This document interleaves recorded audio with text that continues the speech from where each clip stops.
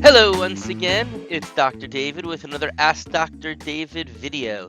So, I have been asked a lot about what the status is of overall immunity. How can we be making assessments as to how we are doing? What do we do going forward now that we are about halfway through 2022? And there's a lot to untangle here because of course, we do have a lot of new information.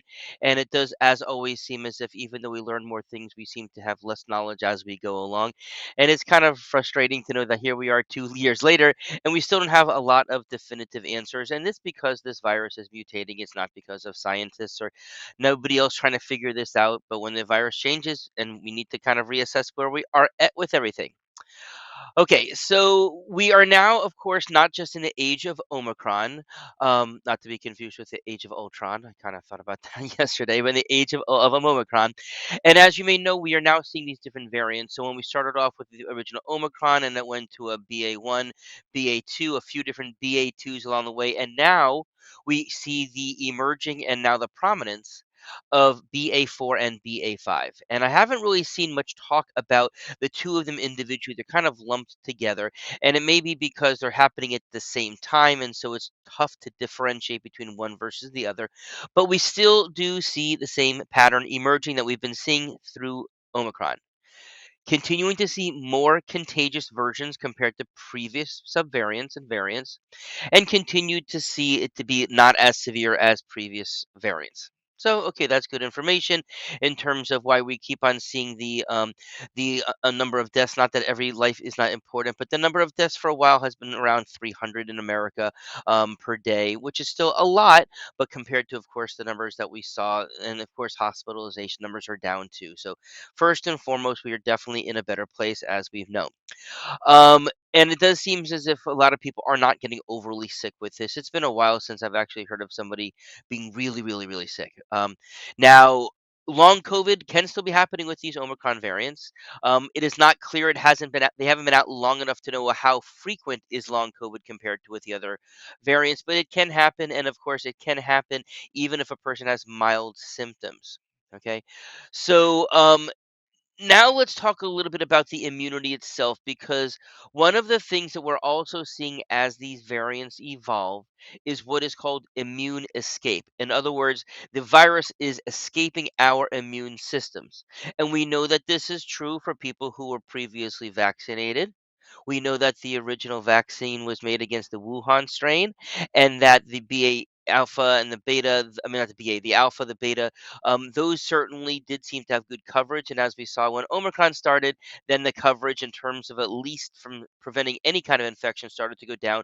And that's happening even more. The BA4 and the BA5 are actually showing more immune escape than even the earlier Omicrons and even from Omicron past infection. So there are people who are definitely starting to see these BA4 and BA5 versions of Omicron who did have original Omicron back in the winter time. And it does seem as if within 4 months, that seems to be about the earliest that people could be reinfected. There are some people who have like a little rebound with their first infection, but in terms of a completely new infection, it does seem about 4 months worth of protection, but it can happen again after that. The reason for this immune escape is that every time that there's a mutation of worth, there is a slight change in the spike protein itself. Now, the antibodies that a person has, whether it's from the vaccine, so therefore it's specific to that to that spike protein, or from the natural disease as well. But when they mutate, then the antibodies that people have, they just don't stick as well and stay on as well. And you need those antibodies to be attached to and stay attached to the virus or a virally infected cell in order for the rest of the immune system to come in and do its thing. Okay. So now, what is the role of antibody testing? Okay. And as you know, we've talked about the anti-nucleocapsid test, which is really only going to be positive if a person's had wild COVID versus a semi-quantitative total spike antibody, which could be present from vaccine or from the disease. Now, the nucleocapsid test is only a positive or negative. There's not a number for that. The reason why a person could be of interest in knowing this is that there are people who had just had mild cold or asymptomatic symptoms, but if they now have the anti-nucleocapsid antibody, that means that they have more broad immunity than a person who just has the spike protein antibody, which is good.